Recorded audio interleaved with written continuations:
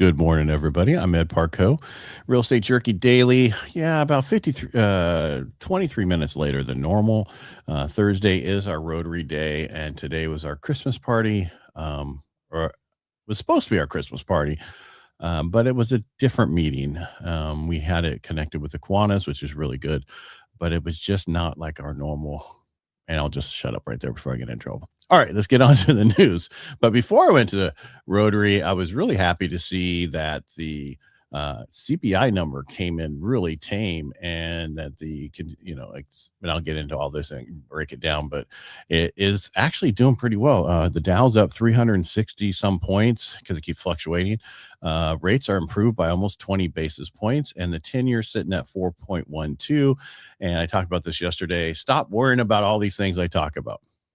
Most important thing, are you ready to buy, or are you ready to help somebody? Stop worrying about where rates used to be, because we're never going to see those again. And if I'm wrong, I'd love to be wrong about that. All right. So inflation data came in way better than they expected, which is unusual.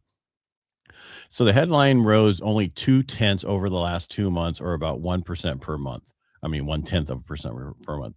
Year over year CPI came in at 2.7%, down from 3% that they were expecting. And that's amazing. Also, the core, which is, takes out all the expensive stuff, food and energy, which is supposedly, according to Trump last night, all that's down. The best thing about last night, Trump talking, was the fact that he is giving service members $1,776 for Christmas. That is really nice of him to do that to our service members who make hardly anything to begin with. The core CPI, which I got before I got sidetracked, it was also up 0.2 over the last 2 months. Again, also 0.1 monthly. Year over year core CPI fell from 3% they were expecting to 2.6%. That is well below estimates. And they looked at all the different economists and everybody else what they were thinking the number possibly could be, and it was nowhere close to those numbers. Shelter inflation, this is the one that drives a lot of the CPI, makes up 44% of the core CPI, only rose 0.1 per month and fell year over year from 3.6% to 3%. And why does that matter? Well, I think in the 90s, they actually took out homes, because those go up too much during inflation, and they put in rental payment amount instead of homes. And that's why they look at it this way. Yes, it's kind of a messed up system, but that's how it is. Lodging away from home, Airbnb, hotels dropped sharply 8%, which is a huge deflationary force going down. The other thing that was coming out today was initial jobless claims. They came in at 224,000, down 13,000 from the prior week. And that's a positive sign, and the sign of short-term resilience and layoffs. Continuing claims rose by 67,000 to 1.897 million, just shy of expectation. Even though this metric continues to trend near multi-year highs. But remember, the difference about this unemployment now and continuing claims is you don't stay on forever. You have a period of time, and then you're off. And that's what they're talking about, that U6 I've been talking about the last couple of days, with unemployment rate, regular unemployment rate versus the U6 rate, or U8. I'm sorry, it's one of those mornings. It has to do with the fact that that's people.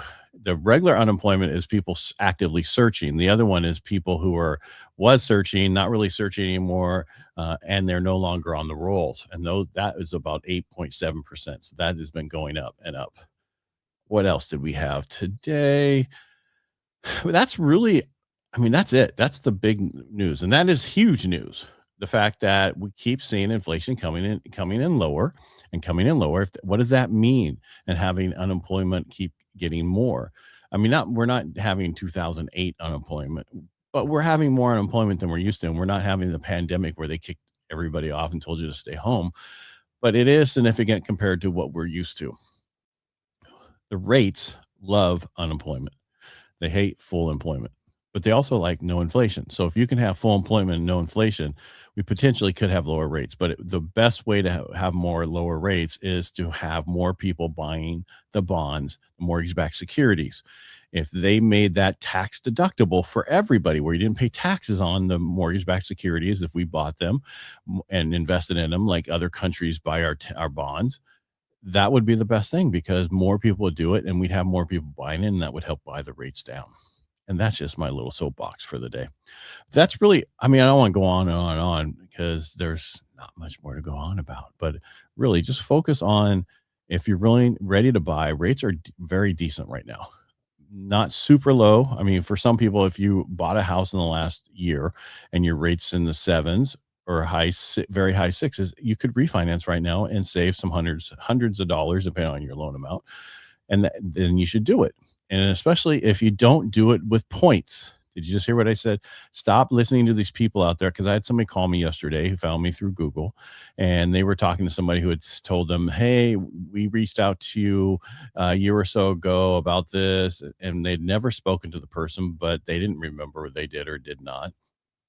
And they got a quote from him, and he was quoting a certain rate at a certain payment.